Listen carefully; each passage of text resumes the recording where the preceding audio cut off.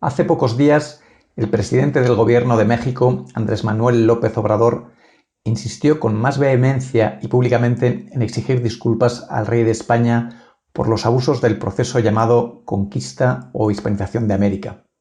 En cambio, México desea que el Estado español admita su responsabilidad histórica por esas ofensas y ofrezca las disculpas y resarcimientos políticos que convengan. Por eso, por ese motivo, Su Majestad, las actuales autoridades mexicanas elaboran un pliego de delitos que exhibirán ante el Reino de España antes de que finalice el año en curso. El gobierno de México del siglo XXI exige disculpas al gobierno de la España del siglo XXI por lo que pasó en los siglos XVI, XVII y XVIII, y lo hace con la mirada, con el criterio del siglo XXI. ¿Tiene esto sentido? ¿Qué se busca? ¿Qué hay detrás? Trataré de responder a esto desde dos puntos de vista, echando un vistazo al pasado y tratando de elevar la mirada hacia el futuro. Miremos al pasado. La carta de López Obrador parte de una perspectiva totalmente equivocada. Parte de la idea de que España y México eran dos entidades. Y no es así, eran lo mismo. Pasados los primeros años de violencia, tras el encuentro de dos civilizaciones tan distintas, llegó la fusión durante 3 siglos, durante 300 años. 300 años en los que España y México eran la misma cosa, el mismo cuerpo social. Voy a repasar brevemente 10 puntos reveladores sobre ese pasado conjunto de fructífero desarrollo cultural, económico y social. Ya desde 1512 se promulgan las leyes de Burgos, leyes que protegen la vida y el derecho a la propiedad de los indígenas, prohíben el trabajo de niños, de mujeres embarazadas, se favorecen los matrimonios mixtos, leyes vanguardistas y adelantadísimas a su tiempo.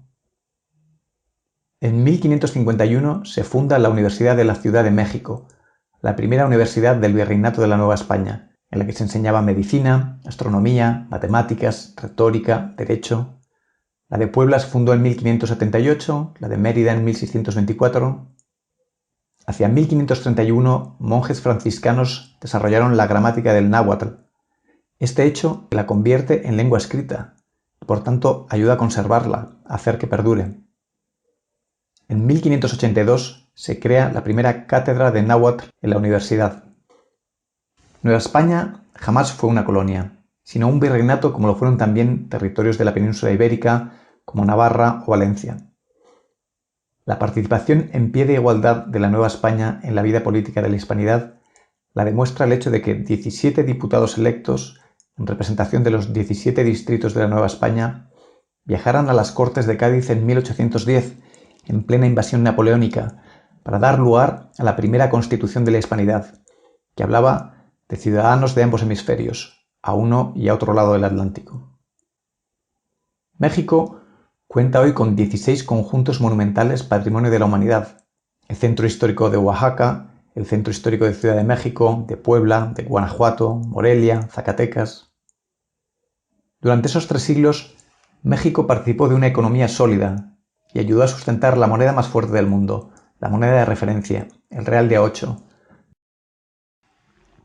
Historiadores norteamericanos especializados en economía estiman el PIB anual, la riqueza anual por habitante de Nueva España en el año 1800 en $450, versus unos $800 de un estadounidense medio. Es decir, el PIB, la riqueza de un mexicano medio, era el 60% de la de un estadounidense medio. Hoy en día, la riqueza de un mexicano es el 15% de la de un estadounidense. Son $9.000 del mexicano versus $60.000 del estadounidense. Para alcanzar niveles comparables a los del año 1800, los mexicanos de hoy día tendrían que generar una riqueza anual de unos $40.000 por persona, no los 9.000 que son hoy la realidad. Sabemos también que en el año 1800 el consumo de carne y cereales por habitante en Ciudad de México era superior al de París y de otras capitales europeas. El famoso viajero y científico alemán Humboldt visitó México cerca del año 1800 y escribió que el Colegio de Minería de México era la institución científica más avanzada del mundo en temas de minería. También se sorprendió al saber que los mineros mexicanos cobraban 7 u 8 veces más que sus homólogos alemanes. Dijo también que las leyes en Nueva España eran sabias y justas, y que no había visto pueblos más felices.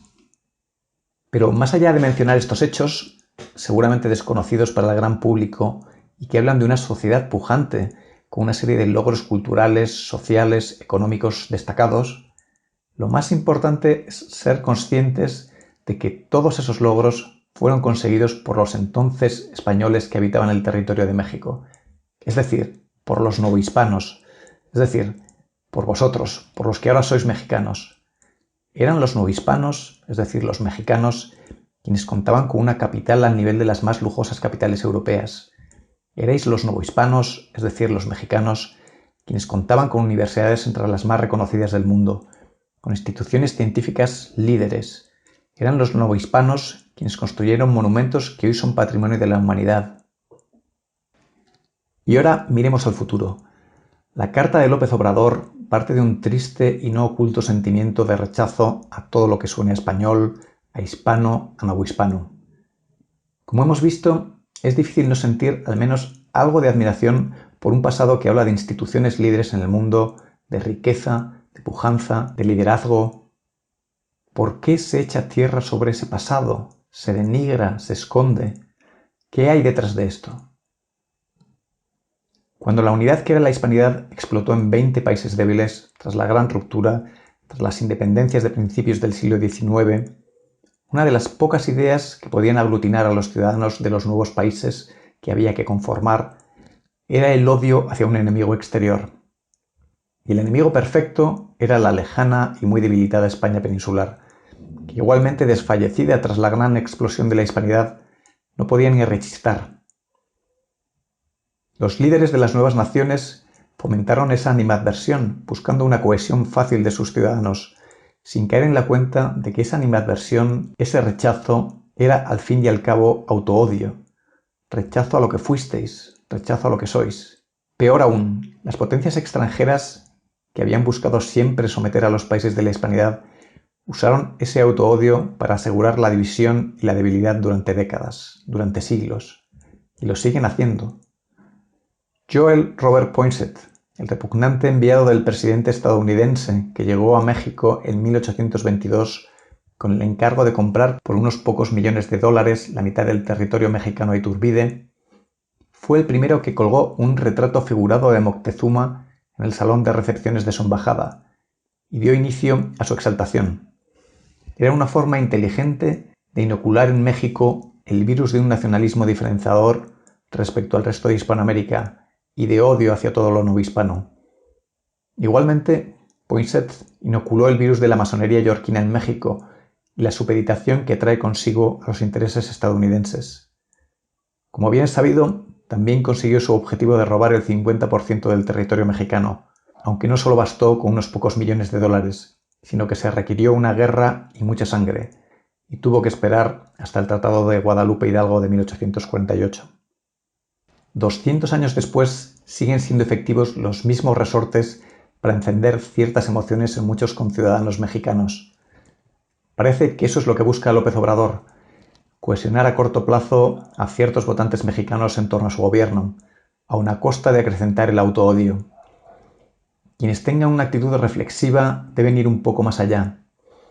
¿A qué lleva odiar, dar la espalda a todo lo que suene español, a novohispano?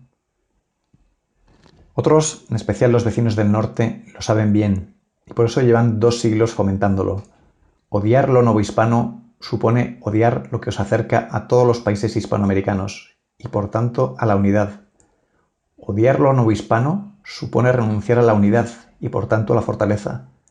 Odiar lo novohispano supone renunciar a un pasado brillante que se puede tocar con los dedos y que lleva a cuestionarse ¿por qué el presente no es así? Otros lo saben y por eso lo fomentan.